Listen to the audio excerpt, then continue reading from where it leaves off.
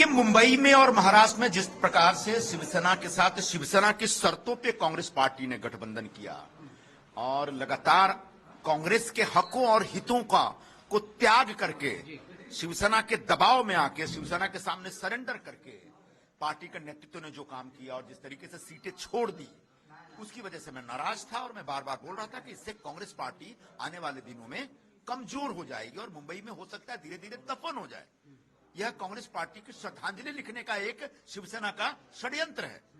अब इतना बड़ा सच और पार्टी को बचाने के लिए जो मैं सच जाहिर कर रहा था, उस सच को मानने स्वीकार करने के बजाय पार्टी ने उस सच बोलने की सजा मुझे दे दी है।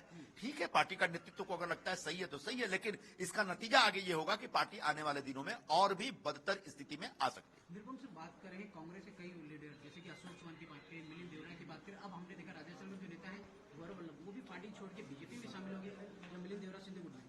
क्या कहीं ना कहीं कांग्रेस के नेता जो है उनके पर ध्यान दिखा के कहाँ वजह आप देख रहे हैं, क्या कमियां देख रहे हैं? जो कांग्रेस पार्टी के जो नेता हैं, कांग्रेस पार्टी के जो नेता है, जो सही सोच रखने वाले नेता हैं, निश्चित तौर पर उनकी बातें नहीं सुनी जा रही है, जिसकी वजह से वो एकदम से परेशान हाल होकर के धीरे धीरे निकल रहे हैं। वही हालत हमारा भी है। अब मैं कहां जाऊंगा ये आने वाले दिनों में बता दूंगा, अभी कोई जल्दीबाजी नहीं। फिर एक और सवाल जानना चाहिए, जिस प्रकार से आपने एक ट्वीट किया था कि देश में 3 चीजें, जैसे कि आपने कहा कि सोने का भाव, लड़की और मोदी, क्या आपको लगता है भी मोदी लहर बरकरार है? हालांकि ममता बनर्जी कह रही है कि कहीं भी मोदी लहर नहीं है, कांग्रेस भी कह रही है, विपक्ष भी कह रहे हैं, क्या आपको लगता है मोदी लहर बरकरार है?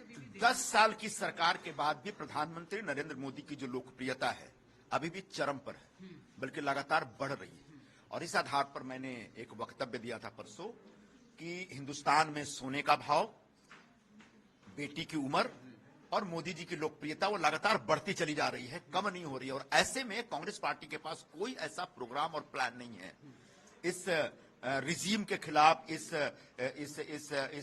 सरकार के खिलाफ या इस व्यवस्था के खिलाफ लड़ करके विजय हासिल करने का। चुनाव हो गया। सर, एक और सवाल जानना चाहिए। अरे तो फिर क्यों मुझे यहाँ रोका दो, सब आ जाएंगे। कहा कि मैं चुनाव लड़ूंगा, किस पार्टी से? बोला ना, अभी तय नहीं किया है, अभी कर लेंगे। भाई साहब थोड़ा सा धीरज रखिए, अभी खरवास का समय चल रहा है। 9 तारीख से जब नवरात्रि शुरू होगी उस दरमियान हम कोई एक फैसला लेंगे और उसके बाद आपको बुला करके हम सूचित भी